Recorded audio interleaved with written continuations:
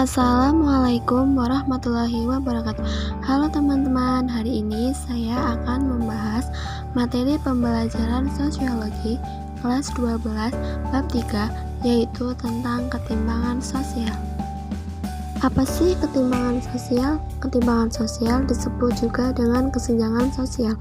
Ketimpangan sosial dapat diartikan dengan adanya suatu ketidakseimbangan dalam masyarakat sehingga menimbulkan suatu perbedaan mencolok antara kelompok atas dan kelompok bawah.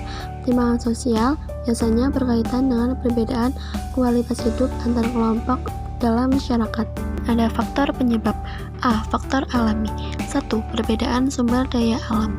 Hal ini dilihat dari cara masyarakat dalam memanfaatkan sumber daya alam. Jika masyarakat dapat memanfaatkan sumber daya alam dengan baik, laju pertumbuhan ekonomi pun meningkat. Sebaliknya, jika masyarakat sulit mengembangkan sumber daya alam, kondisi perekonomiannya pun sulit berkembang. 2. Letak dan kondisi geografis. Daerah perkotaan lebih mudah berkembang daripada daerah pedesaan karena adanya kemudahan akses dan faktor modernisasi. Kondisi geografis juga mempengaruhi kemajuan satu daerah.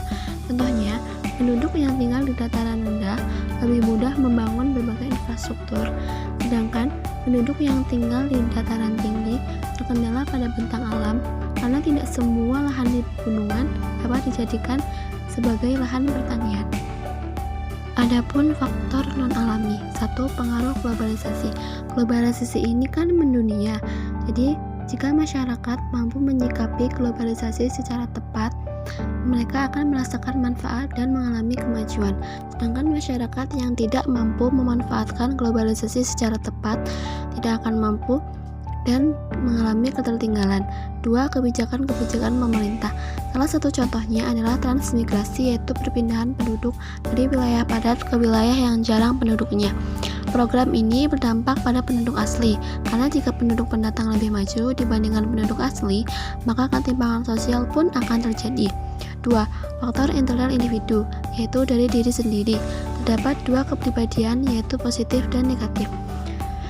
Apabila individu selalu berpikir positif, maka ia akan mudah mengalami kemajuan. Sedangkan apabila individu lebih sering berpikir negatif, maka ia akan sulit mencapai kemajuan di dalam hidupnya. 4. Perbedaan kondisi demografis. Bentuk ketimpangan sosial. 1. Ketimpangan sosial ekonomi. A. Ketimpangan sosial antara kelompok masyarakat kaya dan miskin. B. Ketimpangan antara pemilik modal dan buruh.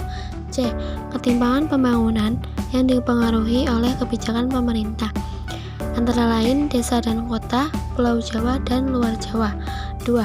Ketimpangan sosial non-ekonomi. Pertama, adanya ketimpangan pada pendidikan. Hal ini disebabkan karena adanya sarana dan prasarana yang tidak merata, apalagi di daerah terpencil. 2. Ketimpangan antara budaya global dan budaya lokal. Hal ini disebabkan karena sedikitnya pengetahuan yang dimiliki generasi muda terhadap kebudayaan lokal, sehingga timbul perasaan gengsi serta sikap individualisme pada diri mereka. Akibat dari ketimpangan sosial.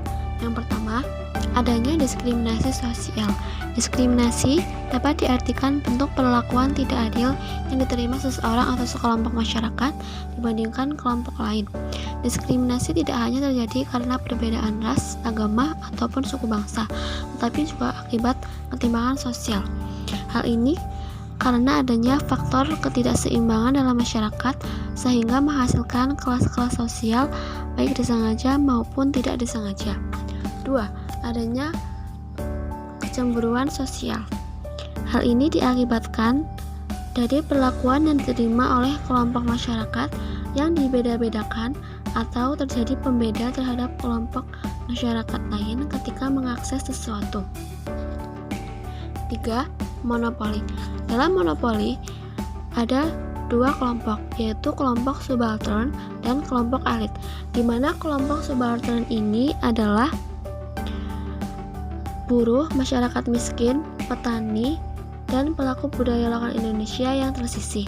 Adapun kelompok elit, misalnya pemilik perusahaan, orang-orang kaya, pemerintah, dan budaya dari luar negeri. Kelompok subaltern adalah kelompok yang tidak mampu dalam menyuarakan kondisi, diperlakukan berbeda dan dianggap rendah. Sedangkan Perlakuan ini disebabkan oleh adanya dominasi, pengaruh, dan kekuasaan dari kelompok lain. Yang keempat, adanya konflik sosial. Konflik sosial adalah salah satu bentuk hubungan antar individu ataupun antar kelompok dalam masyarakat yang diikuti dengan tindakan saling mengancam dan kekerasan satu sama lain. Dampak negatif dari konflik sosial yaitu kesatuan kelompok, adanya perubahan kepribadian pada diri individu, hilangnya harta benda dan korban jiwa, memunculkan dominasi kelompok pemenang atas kelompok yang kalah, serta menambah kesengsaraan masyarakat. Bagaimana sikap dalam menghadapi ketimpangan sosial? 1. Toleransi dan menghargai perbedaan.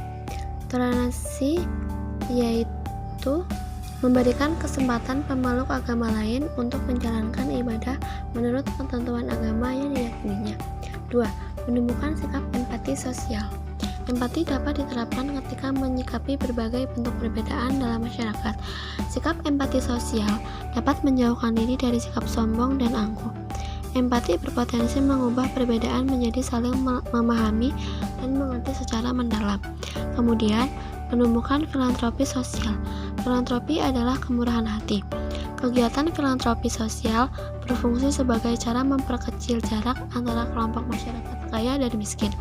Meskipun bentuk bantuan yang diberikan tidak langsung dapat menghilangkan ketimpangan sosial, bantuan tersebut dapat meringankan beban penderita kelompok miskin. Sekian materi yang dapat saya sampaikan.